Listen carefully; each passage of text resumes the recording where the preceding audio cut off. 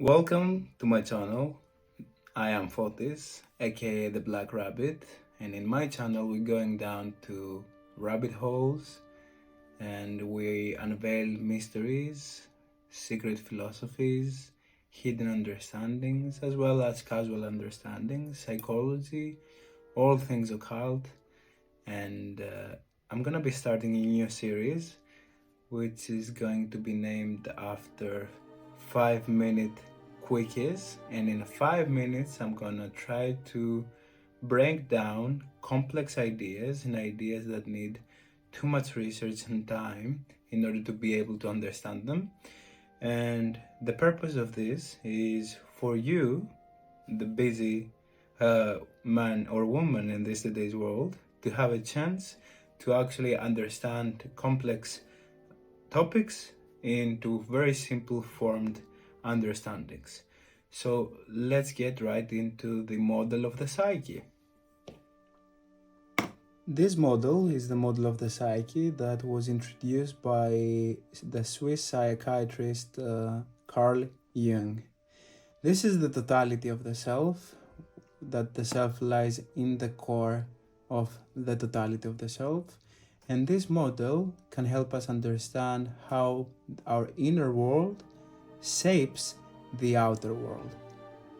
So starting with the persona is the mask and the identity that we have when it comes to presenting ourselves into the world.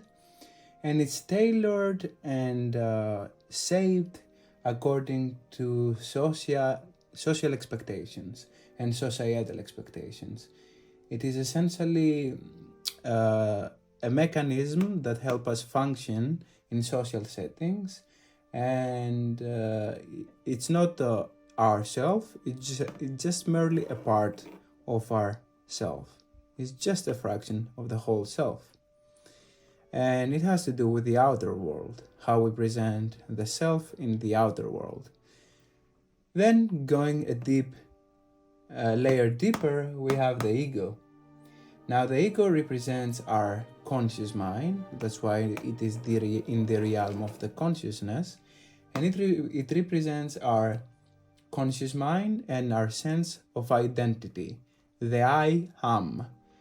And the ego deals with everyday thoughts and decisions and self-awareness, and it also tries to balance our inner world and the persona that we project to the outer world.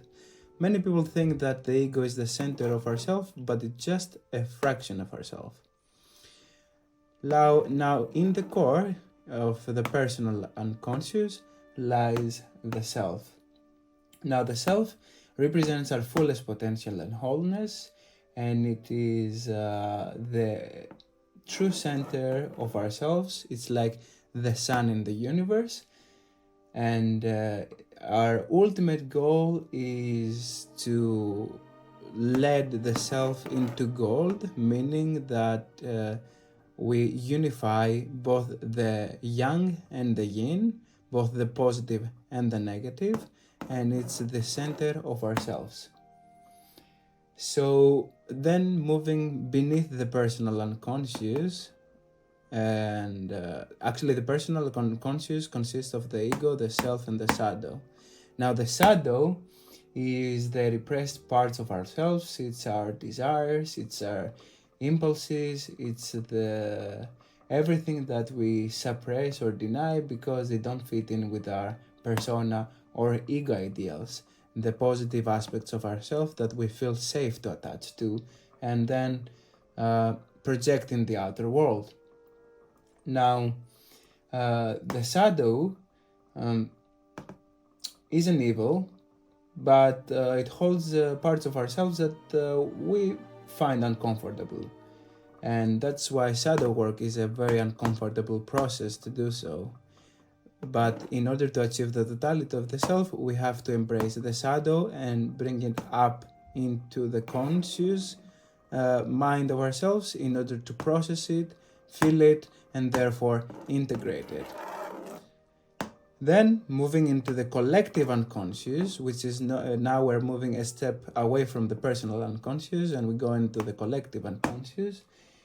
The collective unconscious has inside the animus and the anima, where the animus is the inner feminine, it's the inner masculine, and the anima is our inner feminine.